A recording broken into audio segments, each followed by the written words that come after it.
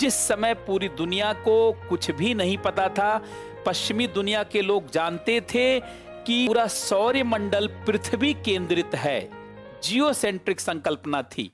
टालमी कहता था कि पूरे सौर मंडल के केंद्र में पृथ्वी है और सूर्य सहित सभी ग्रह पृथ्वी का चक्कर लगा रहे हैं।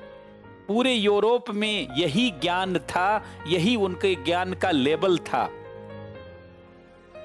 आप सोच सकते हैं कि पूरी दुनिया के लोग सौर मंडल के बारे में, ब्रह्मांड के बारे में कितनी कम जानकारी रखते थे। पुनर्जागरण के काल में कापरनिकस पहले व्यक्ति हुए जिन्होंने बताया पूरे सौर मंडल के केंद्र में पृथ्वी नहीं है बल्कि सूर्य है और सूर्य का चक्कर सभी ग्रह और पृथ्वी लगा रहे हैं। गैलीलियो ने इसी बात को और अपने प्रयोगों के द्वारा स्थापित किया।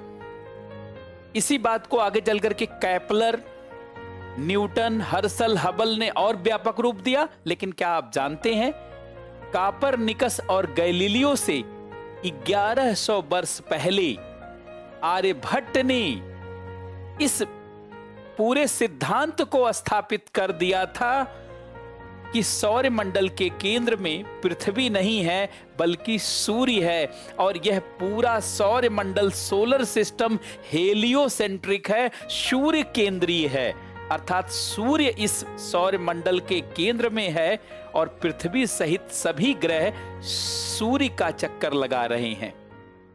और आर्यभट्ट ने इसके लिए उदाहरण भी दिया, और कितना खूबसूरत उदाहरण, अगर आप सुनेंगे तो आपको बहुत अच्छा लगेगा। आर्यभट्ट ने उदाहरण दिया कि जिस प्रकार से जब हम नदी में नाव पर गतिशील होते हैं तो हमको किनारा गतिशील दिखता है।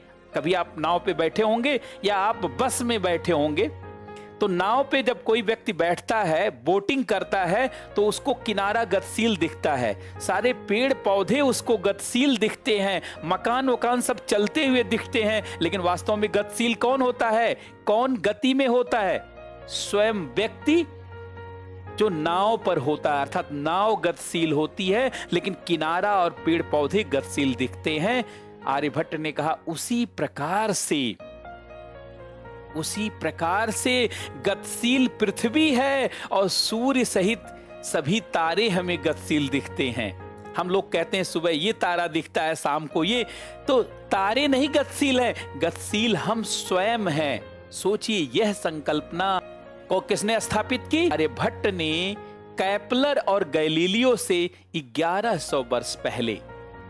आप इस भारत के वैज्ञानिक विरासत को इसी से आसानी से समझ जाते होंगे।